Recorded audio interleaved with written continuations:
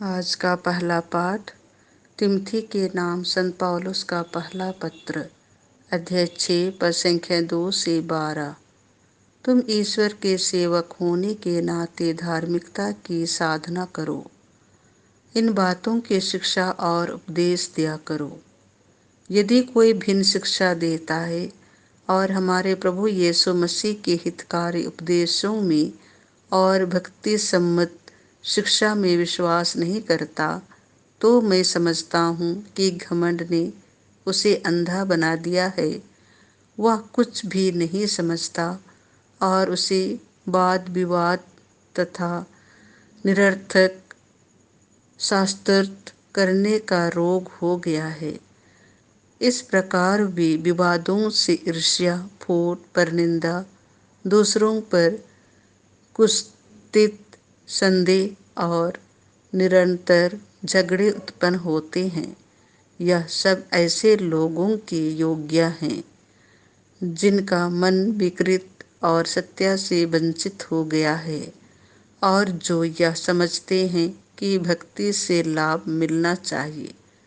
भक्ति से तो बड़ा लाभ होता है, किंतु केवल उसी को जो अपनी धन संपत्ति से संतुष्ट रहता है।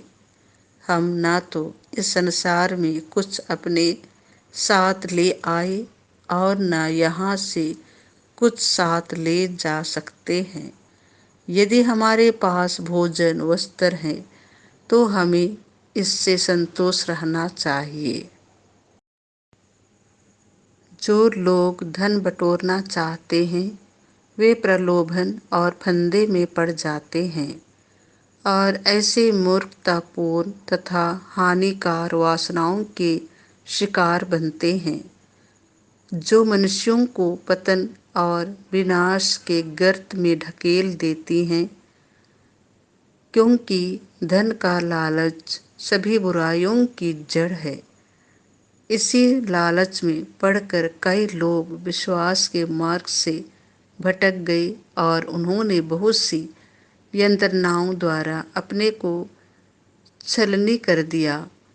तुम ईश्वर के सेवक होने के नाते उन सब बातों से अलग रहकर धार्मिकता, भक्ति, विश्वास, प्रेम, धैर्य तथा विनम्रता की साधना करो।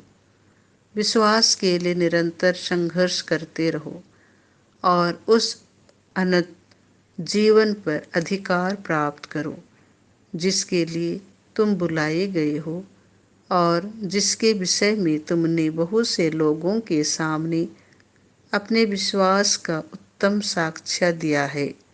यह प्रभु की वाणी है। संत लूकास के अनुसार पवित्र सुसमाचार, अध्याय 8 पद संख्या 1 से 3। कुछ नारियां यीशु के साथ थीं जो अपनी संपत्ति से उनका सेवा सत्कार करती थीं। यीशु नगर नगर और गांव-गांव घूमकर उपदेश देते और ईश्वर के राज्य का सुसमाचार सुनाते रहे। 12 प्रेरित उनके साथ थे और कुछ नारियां भी जो दुष्ट आत्माओं और रोगों से मुक्त की गई थीं। मरियम जिसका उपनाम मगदलेना था और जिससे 7 अपदूत निकले थे। हेरोद के कारिंदा, खूसा की पत्नी यूहन्ना, सुसन्ना और अनेक अन्य नारियां भी जो अपनी संपत्ति से यीशु और उनके शिष्यों का सेवा सत्कार करती थीं। यह प्रभु का सुसमाचार है।